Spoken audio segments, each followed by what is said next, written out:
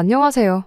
결혼 1년 만에 시댁과 연 끊고 살게 되었음에도 불구하고 지긋지긋한 시집살이 견딜 수가 없어.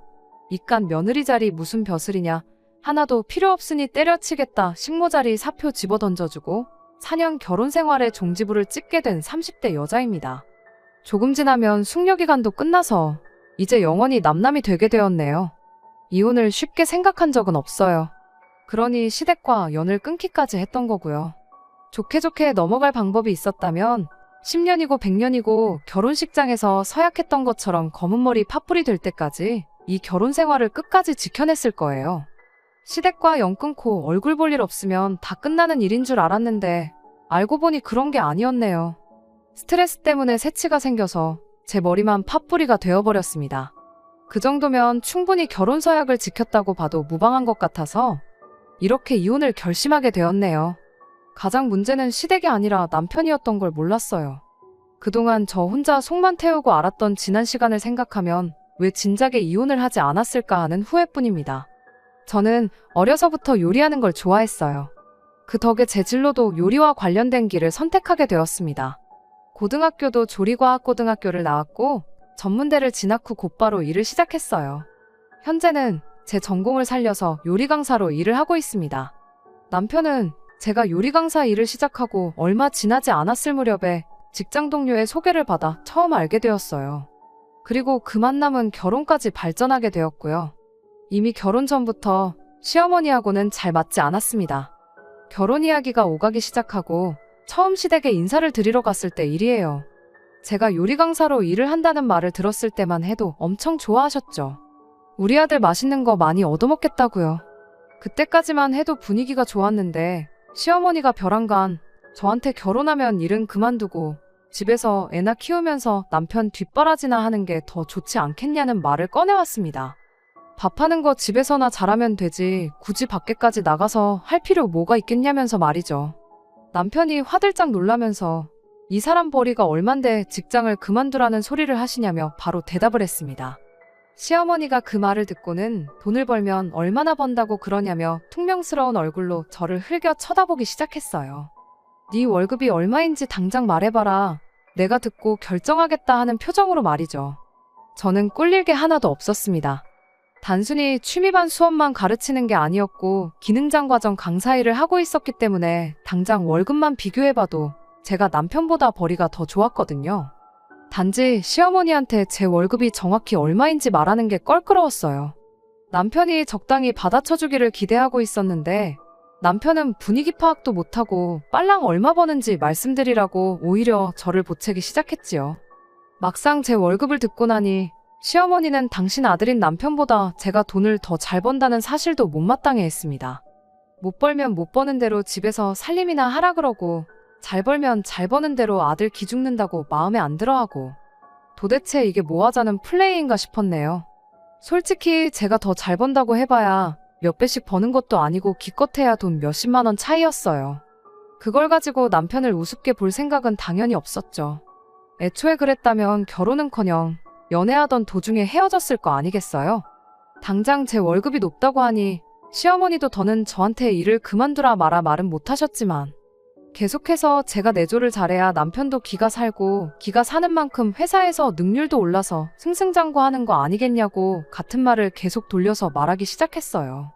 하고 싶은 말이 한두 마디가 아니었지만 결혼 허락 받으러 와서 파토 내고 갈 것도 아니고 그냥 참았습니다. 그나마 남편이 그때는 중간 역할을 해줬어요. 요즘 맞벌이 안 하는 집이 어디 있다고 그러냐. 우리가 애들도 아니고 어련히 알아서 잘할 텐데 걱정 붙들어 매시라 하면서 시어머니 걱정을 누그러뜨리려고 애썼죠. 나중에 저한테도 따로 어머니가 워낙에 옛날 분이라 그러시니 이해 좀 해달라며 시어머니의 태도에 마음상에 있던 제 기분을 풀어주려고 애쓰기도 했어요. 남편이 자기 가족들 과거 이야기를 해줬는데 그 이야기를 듣고 저도 제 나름대로 시어머니를 이해해보고자 노력했습니다. 남편 집이 원래는 다른 집 부러울 것 없이 화목한 집안이었다고 해요. 당시 건설 경기가 좋았어서 건설회사 다니는 아버님이 돈도 잘 벌어오셨답니다. 부잣집까진 아니어도 중산층 정도는 되었다 해요. 그런데 IMF 겪으며 아버님이 다니던 회사가 부도가 나면서 상황이 급변했다고 합니다. 아버님이 직장을 새로 구해보려고 했지만 좀처럼 잘 되지 않았었다 해요. 얼마 안 되던 퇴직금으로 몇 달 버티는 게 고작이었답니다. 집이 어려워졌다고 자식 농사를 포기할 수는 없으니 처음에는 애들 학원비라도 보태겠다는 심정으로 당시 전업주부였던 시어머니가 아름아름 아는 사람들 통해서 일당 받고 일을 나가는 식으로 돈을 벌어왔다 해요. 아버님도 나름 노력을 했지만 도무지 직장이 구해지지 않았답니다. 아버님이 집에 계시는 시간이 길어지면서 생활비도 바닥을 보이기 시작했다고 하고요. 결국 어머님이 매일같이 일을 나가 돈을 벌어오게 되었다고 합니다. 그 후로 집에 혼자 있던 아버님은 세상 일이 잘 풀리지 않아 답답하다며 대낮부터 술을 그렇게 드셨다고 해요. 한 번은 시어머니가 집에서 그렇게 술이나 마실 시간에 공사판이라도 나가서 돈을 벌어오라고까지 했다고 해요. 아버님은 나같이 엘리트 코스를 밟은 사람이 어떻게 공사판에 나가서 일을 하겠냐며 거절을 하셨고, 그렇게 술독에 빠져 살면서 자격지심까지 생기게 되었답니다. 술이 얼큰이 오르면 괜히 집에 있는 남편과 신우한테 니들도 이 애비가 우습게 보이냐며 성질을 부리곤 했다더라고요. 나중에 가서는 어머님이 그나마 없는 벌이로 모아놓은 돈까지 들고 나가 동네 노름판에서 탕진해오고 아주 난리도 아니었답니다. 어머님은 그 와중에도 아버님을 정신 차리게 만들어 놓는다고 자존심 상하게 하는 말도 서슴지 않았다고 해요. 똥자존심 부리지 말고 나가서 돈이나 벌어와라. 돈 벌어오면 마누라고 자식이고 당신 무시할 일이 뭐가 있겠냐고 하면서 말이죠. 그런데 하필이면 그게 어머님이 아버님과 나눈 마지막 대화가 되었다고 합니다. 열받아서 집을 뛰쳐나간 아버님이 혼자 동네 뒷산에서 술을 드시다가 실족해서 돌아가셨다고 해요. 어머님은 그걸 평생을 두고 당신 탓을 하셨다고 하네요. 자기가 집에서 내조를 잘했으면 시간은 좀 더 걸렸을지언정 아버님도 직장을 찾지 않았었겠냐고요. 괜히 자기가 돈 몇 푼 벌어온다고 멀쩡한 남편 길을 다 죽여놔서 사랑구실도 못하고 폐인을 만들어 놓았다. 그것도 모자라 목숨까지 가져갔다고 그렇게 자책을 하셨다고 합니다. 어머니한테 그런 과거가 있다 보니 저러시는 거라고 남편이 설명을 해줬어요. 솔직히 제3자의 입장에서 들으면 어머님이 잘못하신 거 하나도 없어 보였지만 그래도 돈 얼마 더 번다고 남편 우습게 보지 말라는 소리나 집에서 살림하면서 내조하라는 그 말이 그냥 제가 마음에 안 들기만 해서 했던 말은 아니라는 걸 알게 되었습니다. 그렇다고 해서 어머님을 완전히 이해한 건 아니었어요. 저희 집은 IMF 때문이 아니라 원래도 형편이 안 좋았었거든요. 부모님은 맞벌이를 그만두셨던 적이 없었고 덕분에 장녀였던 저는 집에 혼자 남아서 동생들을 돌봐야 했던 날이 부지기수였습니다. 동생들 밥 챙겨주고 하면서 그때 처음 요리에 취미를 갖게 되었고요. 4년째 안 가고 전문대 들어가 곧바로 일을 시작한 것도 여전히 저희 집 형편이 넉넉한 편은 아니기 때문에 조금이라도 보탬이 되고자 그랬던 거예요. 힘든 시기는 누구나 가지고 있는 법인데 어머님 안 좋았던 과거의 일 하나 때문에 여태까지 쌓아온 제 경력을 포기하고 싶은 마음은 없었습니다.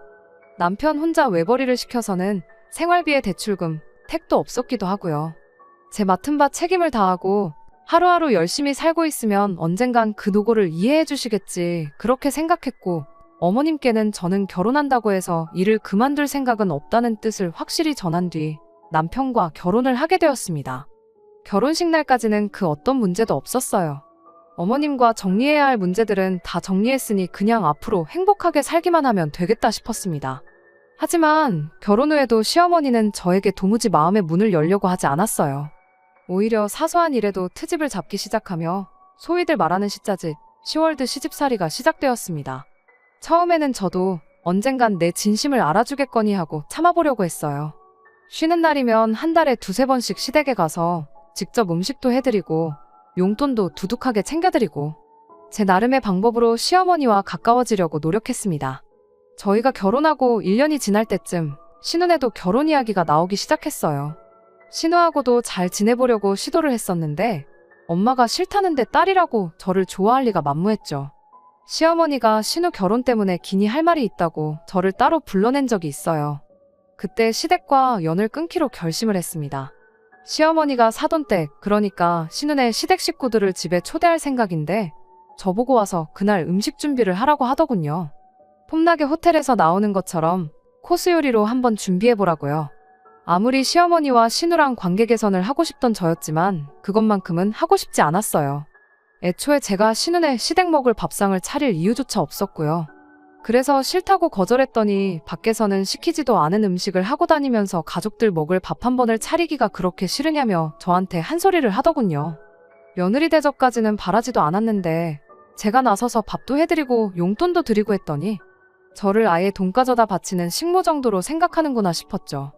내 딸이 결혼하는데 그 정도도 못 해주냐고 언성을 높이던 시어머니는 그럼 신우 결혼하는데 뭐라도 하나 해주라면서 제 돈 1,000만 원을 요구하더군요. 남편과 같이 모으는 공동자금이 아니고 제가 따로 모으는 제 돈으로 1,000만 원을요. 그래서 그때 그냥 시댁에 관한 모든 걸 포기하기로 했습니다. 신우 결혼할 때 1,000만 원은 아니고 제 돈으로 100만 원 해줬어요. 그 후로 시댁과는 아무것도 얽히지 말자고 다짐했습니다. 나도 할 만큼 했다. 뭐 그런 소리죠. 괜히 며느리 싫다는 시자들이랑 친해져 보겠다고 내 마음 써가며 내 마음 상해가면서 노력할 이유가 전혀 없으니까요.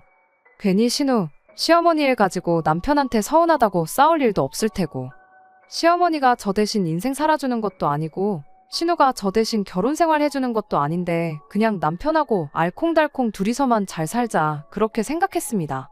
그 후론 그냥 시댁에 관련된 모든 것에 관심을 끊었어요. 이따금씩 드렸던 안부 전화도 끊어버렸죠. 어차피 전화해봐야 아침에 걸면 아들 아침밥 챙겨줬냐, 저녁에 걸면 저녁에 건대로 저녁밥 챙겨줬냐 하면서 귀한 아들 밥 걱정이나 하고 많은 게 뻔한 레파토리였거든요. 그게 아니면 돈이다가 아니라면서 일 그만두고 남편 내조나 잘해주라는 이야기뿐이었죠. 제 나름대로 어머님과 가까워지고자 했던 안부 전화였는데 1년 넘는 시간 동안 어머님이 저보고 밥은 먹었냐고 물어본 적은 단 한 번도 없었습니다. 딱히 할 말도 없는데 억지로 안부 전화하는 것도 스트레스였는데 단칼에 끊어내니 너무 편하고 좋았어요. 그런데 한 달쯤 지났나 시어머니한테 연락이 먼저 오더라고요. 아들 소식이 궁금해서 전화했다시길래 전화를 잘못 거신 것 같다고. 저한테 걸 게 아니고 남편한테 하셨어야 하는 거 아니냐고 대답했죠. 어머님은 우리 아들 일하느라 바쁜데 방해되게 어떻게 전화를 하냐고 하시더군요. 저도 똑같이 일하는 사람이고 저도 바빠서 전화할 시간 없다고 대답했죠. 어머님은 제가 바쁘다는 소리에 아무리 바빠도 우리 아들 저녁밥은 꼭 챙겨주라며 또 아들 밥 걱정을 하기 시작했어요. 그러면 안 됐는데 저도 그동안 쌓인 게 있다 보니 시어머니한테 모진 소리를 하게 되었습니다. 어머님이 아들 식사했는지 챙기실 때 저는 밥 먹었냐고 챙기셨던 적이 단 한 번이라도 있으시냐? 왜 어머님이 아버님하고 있었던 과거의 후회를 가지고 저한테 할 필요도 없는 내조를 강요하시느냐 따졌어요. 제가 어머님 대신 어머님 아들 밥 차려주려고 결혼한 거 아니라고 그깟 내조 안 해줬다고 제 풀에 무너질 팔푼이었으면 결혼도 안 했을 거다. 아들 밥 걱정은 이제 그만하시고 정 걱정되면 아들 돌려드릴 테니 저 대신 밥 챙겨주시라 한마디 했습니다. 혹시나 이런 일로 어머님과 또 원성 높여야 하는 상황이 있으면 저도 시어머니한테 대드는 며느리가 되고 싶지는 않으니 진짜 이혼도 한번 고려해보겠다고 했습니다. 처음엔 시어머니도 지금 며느리가 시험이 협박하는 거냐며 노발대발하셨지만 막상 장가보낸 아들을 되돌려받고 싶지는 않았는지 그 이후로 별다른 이야기는 없었습니다. 그날 남편하고도 대판 싸웠죠. 그냥 어른도 아니고 세상에 단 한 명밖에 없는 우리 엄마, 네 시어머니인데 말버릇이 그게 뭐냐고 말이죠.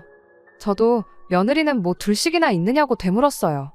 혹시나 나 말고 다른 며느리가 있는 거면 그 사람한테 진짜 며느리 자리 양보해 줄 테니 이런 일로 스트레스 받게 만들지 말아달라고 했죠.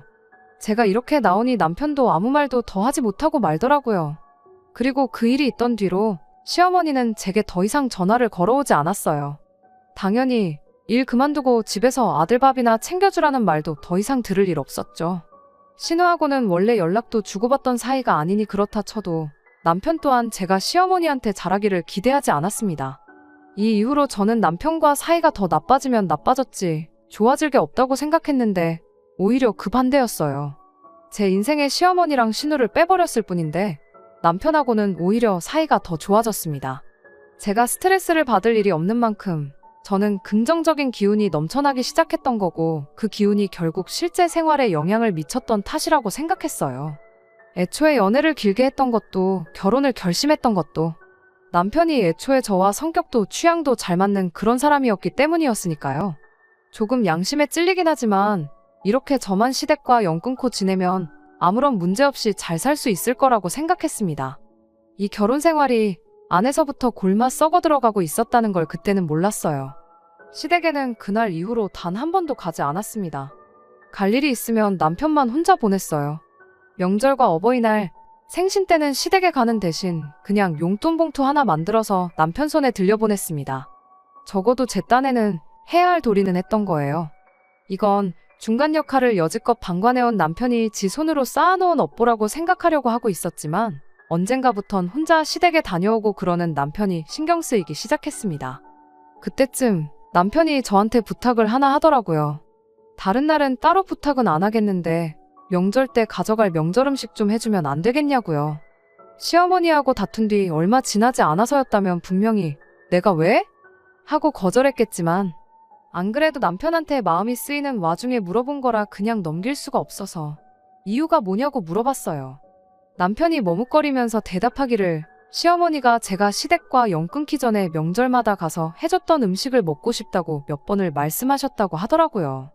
거기에 또 이제 명절이라고 시댁에 올 사람 신우네랑 자기까지 해서 꼴랑 4명뿐인데 어머니 나이도 나인데 혼자서 명절이라고 음식 준비해놓는 거 보기도 안쓰럽기도 하고 또 어머니 입으로 직접 제가 해준 음식이 먹고 싶다는 말도 꺼내지 않았냐고 자기가 중간 역할 잘못해서 이렇게 된 거 깊게 반성하고 있다고 어머니 용서해주고 예전처럼 지내는 건 바라지도 않는다며 어떻게 좀 안 되겠냐고 부탁을 하더군요.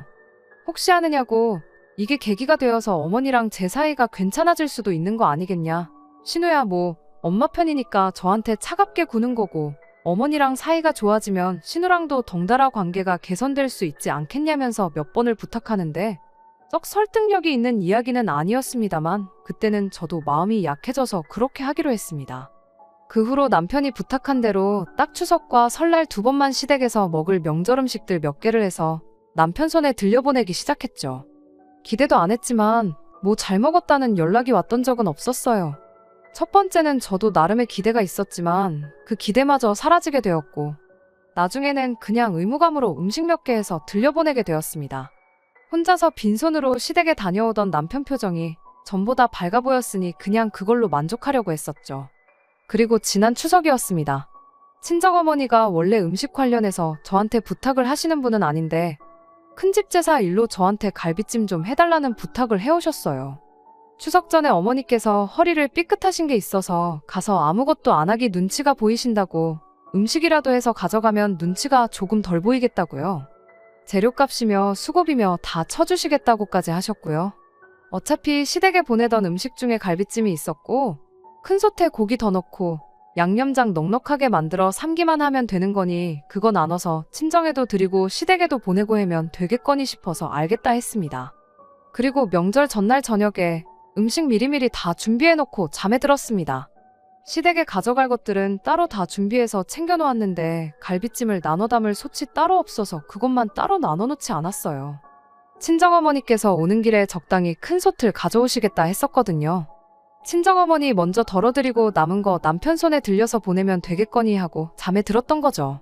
전날 조금 늦게까지 음식 준비를 해서 그런가 다음날 늦잠을 자게 되었는데 일어나고 보니 남편이 집에 없더라고요. 전화를 해보니 제가 깊게 잠든 것 같아 안 깨우고 먼저 출발했다고 하는데 문제는 나눠놓지 않은 갈비찜을 남편이 전부 들고 가버린 거예요. 남편한테 그걸 다 가져가면 어쩌냐고 도로 가져오라고 말을 했는데 시댁 도착하자마자 자기는 술을 마셔서 운전하기가 좀 그렇다고 하더군요. 어떻게 해야 하나 싶은 와중에 친정어머니가 도착하셨는데 그냥 빈손으로 가겠다고 말은 그렇게 하셨지만 조금 난감해하는 눈치였습니다. 큰집의 말은 다 해놨는데 어쩌냐며 고민이 많아 보였어요. 시댁이 그렇게 먼 거리가 아니었다 보니 눈 딱 감고 친정어머니 차 끌고 주차장에서 갈비찜만 덜어가지고 오자 이 생각으로 시댁을 향해 출발했습니다. 가는 길에 남편한테 전화를 했는데 시댁에서 즐거운 시간을 보내고 있는 건지 도무지 전화를 받지 않았어요. 시댁에 도착할 때까지도 연락이 되지 않았습니다. 그냥 집에 가야 하나 고민하는데 친정어머니가 난감해하는 표정이 생각나서 결국 시댁에 들어가기로 결심을 했습니다. 초인종을 눌렀는데 시어머니가 너가 여기는 왜 왔냐는 표정으로 서 계셨어요. 신우든 남편이든 나와볼 법도 했는데 집안에는 그 어떤 인기척도 느껴지지 않았죠. 갈비찜 해다 드린 거 전부 다 드릴 게 아니고 친정에도 가야 했던 거라 그거 가지러 왔다고 사실대로 말을 했어요. 그런데 시어머니는 더더욱 무슨 소리를 하는 거냐는 표정을 지으시더군요. 장난칠 거면 돌아가라고 너 때문에 자식들하고 안 보고 지낸 게 몇 년인데 음식은 무슨 음식이냐고 언성을 높이면서요. 그때부터 무언가가 잘못 돌아가고 있다는 걸 깨달았습니다. 안에 들어가서 말씀드리겠다 하고 시댁에 들어갔더니 역시나 시댁의 남편이고 신우고 신우 남편이고 아무도 없었어요. 어머님이 혼자 TV 보면서 식사하고 계셨던 것 같은데 거실에 상 펴놓고 콩나물국 하나 떠놓고 마른 반찬 몇 개 꺼내놓은 게 전부였죠. 저도 이게 무슨 상황인지 도무지 이해가 안 된다고 했습니다. 그리고 제가 시댁의 발길을 끄는 뒤부터 남편 통해 용돈도 보내드리고 음식도 해서 보내드리지 않았느냐 물었더니 자꾸 무슨 귀신 씨나라 까먹는 소리를 하고 자빠졌냐며 저보고 술 한잔 했느냐 물으시더라고요. 술 한잔 이야기가 나와서 말인데 남편이 어머님 댁에서 벌써 술 한잔해서 자기가 집까지 못 오겠다고 하길래 제가 차 끌고 직접 온 거라고 말씀드렸죠. 이럴 게 아니고 남편한테 한번 전화해보는 게 어떻겠냐고 제안을 했어요. 제가 전화할 땐 한 통도 안 받더니 시어머니가 전화하니까 바로 받더군요. 어머님이 지금 며느리가 명절 음식이 어쩌고 하면서 여기 와 있는데 이게 다 무슨 상황인 거냐고 물으니 전화기 너머로 남편이 허둥지둥하는 소리가 다 들려왔습니다. 친정어머니껜 조금 문제가 생긴 것 같다고 연락드리고 큰 집에는 제가 따로 죄송하다고 연락드리겠다 말하고 시댁에서 남편이 오기를 기다렸습니다. 1시간 정도 지나서 남편이 도착했는데 저랑 어머님이 이 상황이 다 뭐냐고 묻기도 전에 먼저 자기가 설명을 하겠다며 전부 실토하더군요. 자초지종은 이랬습니다. 일단 남편 또한 제가 시댁의 발길을 끄는 이후로 명절이라고 시댁에 혼자서 다녀간 적이 없었던 거예요. 시댁에 가는 대신 아직 결혼 안 해서 총각인 친구들 불러 모아 연휴라고 산이고 바다고 여기저기 놀러 다니다 왔던 거였죠. 남편 손에 들려보냈던 어머님 용돈은 남편이 노는데 홀랑 다 써버렸다는 겁니다. 그러면 음식은 어떻게 된 거냐고 물었더니 우물쭈물하다가 또 전부 털어놓더군요. 음식은 신우한테 다 줬답니다. 결혼한 신우 또한 며느리라고 그쪽 시댁에서 명절 스트레스로 고생을 하고 있었나 봐요. 그러다 꼼수가 떠오른 게 저한테 음식을 해달라고 부탁해서 그 음식들을 자기가 해간 것 마냥 하는 거였대요. 그러면 명절에 일할 필요도 없고 음식 맛도 프로가 하는 음식이니 시댁에 점수도 따고 신우 딴에는 일석이조였다는 거죠. 신우가 음식을 해달라고 하면 제가 거절할 게 안 봐도 뻔하니 남편은 시어머니를 변명거리 삼아 저한테 음식을 부탁했던 거였고요. 그렇게 신우한테 음식을 건네주면 신우도 수고비랍시고 돈 얼마를 챙겨주고 그랬답니다. 그 또한 남편이 친구들과 노는데 홀랑탕진을 했던 거고요. 명절 때마다 혼자 시댁 간다고 기운 없는 척은 다 해놓고 그렇게 1박 2일, 2박 3일 연휴 내내 펑펑 놀다가 집에 돌아와서는 또 불쌍한 척은 혼자서 다 했던 겁니다. 그제서야 자기가 생각이 짧았다며 싹싹 빌기 시작하는데 이걸 남편이라고. 시댁연까지 끊어가면서 둘이서만 행복하게 지내면 되는 거 아니겠냐며 이혼만큼은 하지 말자고 몇 번이나 다짐했던 제가 다 멍청이처럼 느껴졌어요.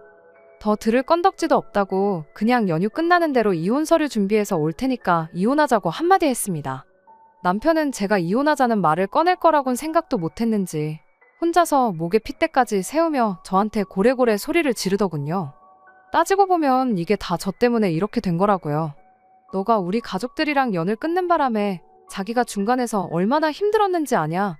시댁 근처만 와도 마음이 불편하니 그 울적한 마음을 위로받으려고 친구들하고 놀러 다녔던 거라며 제 탓을 하기 시작하더군요.